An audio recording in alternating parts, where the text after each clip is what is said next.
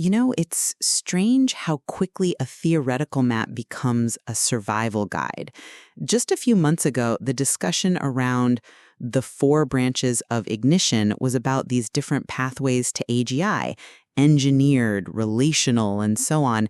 It was all a bit abstract.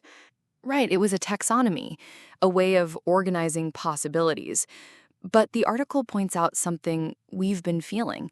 The timeline has compressed. Dr. Yampolsky's prediction of AGI by 2027 changes things. It's not a distant future anymore. 2030 isn't the beginning of the AGI era, it's 3 years into it. Exactly. And that acceleration forced a fundamental rethink. The framework had to evolve from describing how it might happen to prescribing how we might live through it. It's less about ignition now and more about resilience. And the challenges the article lays out are substantial. A meaning crisis, for one. What do people do when AGI can solve most of our problems? Then there's this idea of Exo-Self Divergence, our personal AIs evolving beyond our own values. And the third, algorithmic balkanization, might be the most insidious. Everyone living in their own perfectly curated AI-fed reality bubble, unable to find common ground.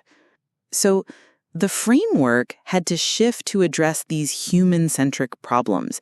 It reframes each branch into a kind of resilience strategy. Let's walk through that. The engineered branch becomes the forge.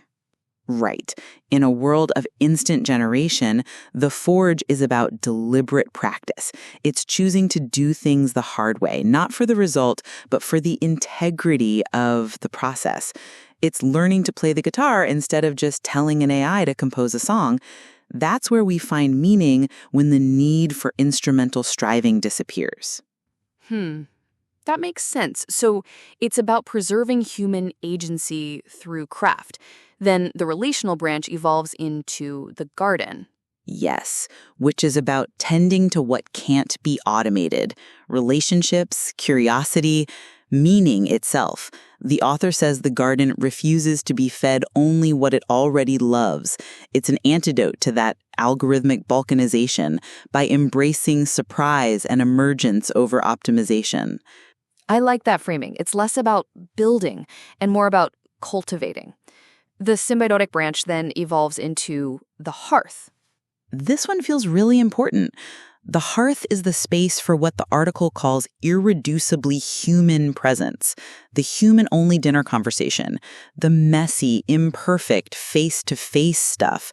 In a world full of sophisticated AI companions, this is about choosing authentic human connection, even when it's not as frictionless. And finally, the merger branch, which always felt the most unnerving, becomes the compass. It shifts from fusion with AI to values orientation for ourselves. It's our anchor against that Exo-Self Divergence. When your personal AI starts making choices that feel alien, the compass is what you use to realign. It's not about being right, but about being true to your core values.